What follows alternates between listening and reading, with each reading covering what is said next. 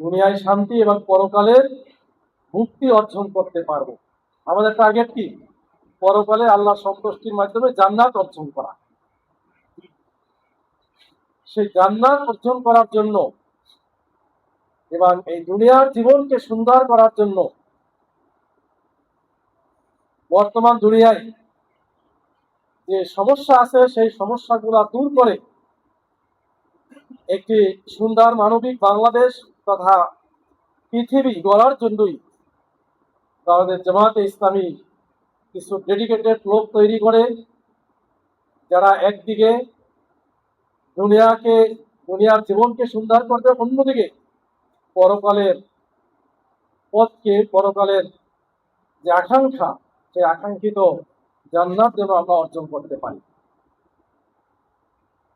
সম্মানিত ভাই ও বন্ধুরা,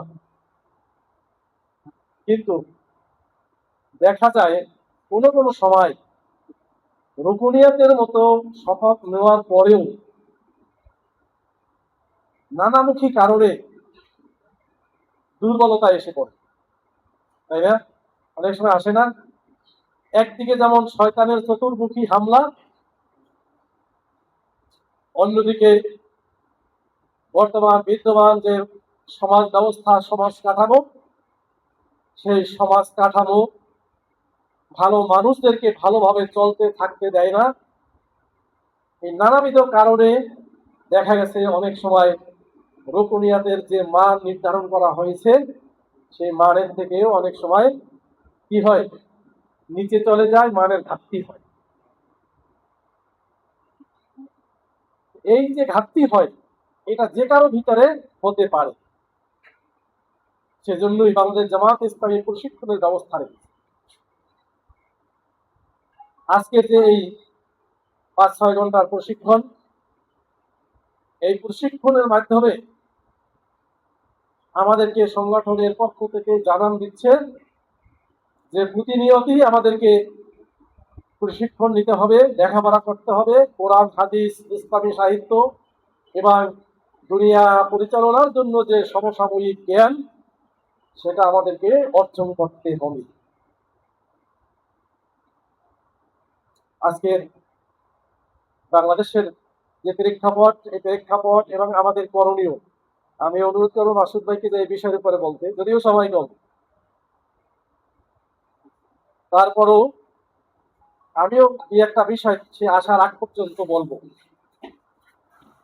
সেটা হলো, বর্তমান বাংলাদেশের যে অবস্থায় আমরা দাঁড়িয়েছি, এই অবস্থায় আমাদের দায়িত্ব কর্তব্য বহু গুণে বেড়ে গেছে, বহু গুণে দায়িত্ব আমাদের বেড়ে গেছে। এটা আমাদের সর্বস্তরের জনশক্তিকে উপলব্ধি করে যথাযথ কার্যকর পরিকল্পনা নিয়ে ময়দানে ভূমিকা পালন করতে হবে। বাংলাদেশের সর্বস্তরের মানুষের নিকট, আমরা যারা ঢাকা 4-এ আছি, ঢাকা 4-এ বসবাসরত সর্বস্তরের মানুষের নিকট তিনি হকের দাওয়াত পৌঁছাইতে হবে। কি জন্য? যারা এখনো অন্ধকারের দিকে হাঁটছে, আমরা মনে করি তারা না বুঝে হাঁটছে, এই জন্য তাদেরকে পথ দেখাতে হবে, আলো দেখাতে হবে, তাদেরকে আলোকিত করতে হবে।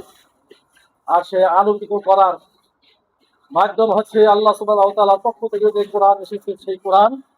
আল্লাহ সুবহানাহু ওয়া তাআলা বলছেন, কোরআন এমন এক কিতাব যে কিতাব লিতুখরিজান নাসা মিনাজ যুলুমাতি ইলান নূর, মানুষকে যাবতীয় অন্ধকার থেকে, জুলুম থেকে আলোকিত করবে। সুতরাং সেই কোরআনের দাওয়াত প্রতিটি মানুষের ঘরে ঘরে পৌঁছে দিতে হবে।